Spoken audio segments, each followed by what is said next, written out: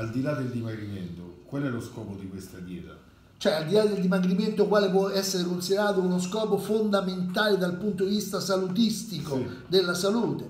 Beh, quello che noi dobbiamo considerare è praticamente il fatto, come diceva il suo amico, praticamente che noi non dobbiamo più utilizzare i carboidrati come fonte energetica, come fonte metabolica, ma usiamo il grasso. E qual è il vantaggio di usare il grasso? Non tanto quello semplice di dimagrire, di togliere questo grasso addominale, di cambiare il proprio aspetto fisico da un soggetto a forma di palla, acqua e grasso, trasformarci in un soggetto formoso, muscoloso, con muscoli di superficie ben rappresentati, se poi abbinato all'attività fisica. È quello che quando noi metabolizziamo il grasso, noi eliminiamo tutto il nostro grasso all'interno dei tessuti dei tessuti parenchimatosi come il fegato, come i reni, come gli stessi muscoli che nel soggetto obeso arrivano ad essere per circa il 50% occupati da massa adiposa, se muscoli inattivi, e li sostituiamo con massa muscolare, sgrassiamo il nostro fegato, cioè ci allontaniamo da quella che è una condizione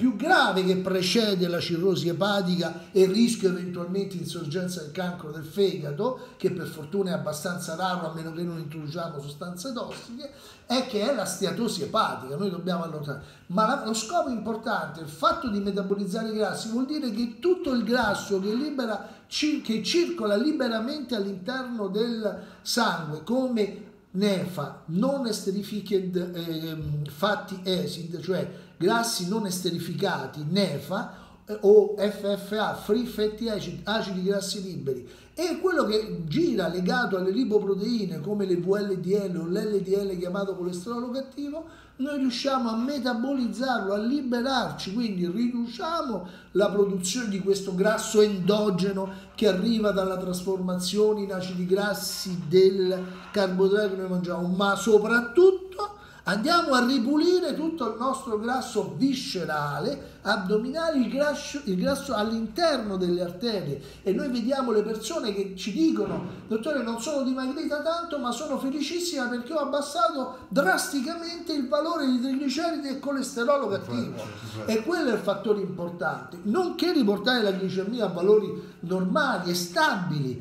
Ma l'obiettivo che noi ci dobbiamo prefiggere ancora di più è che il nostro cervello, quando noi raggiungiamo 1,5 fino a 3 millimoli decilitro praticamente di chetoni all'interno del nostro sangue, il nostro cervello comincia ad andare a chetoni, quindi utilizza questo carburante che per il nostro cervello, per i nostri neuroni, soprattutto sotto forma idrossilata dell'acetoacetato, che è il capostipite di tutti i chetoni, quindi il beta-idrossibutirrato, utilizza il beta-idrossibutirrato che non solo stimola la proteina dell'accrescimento del brain, del cervello, ma soprattutto praticamente il beta-idrossibutirrato è più facilmente metabolizzato, che vuol dire che produce più energia con un minor consumo di ossigeno. Anche quelle parti del nostro cervello, di quelle cellule nervose che sono intaccate da fenomeni neurodegenerativi, cioè invecchiamento grave, come potrebbe essere l'Alzheimer o la demenza senile come il PIC, la demenza precoce senile come il morbo di PIC.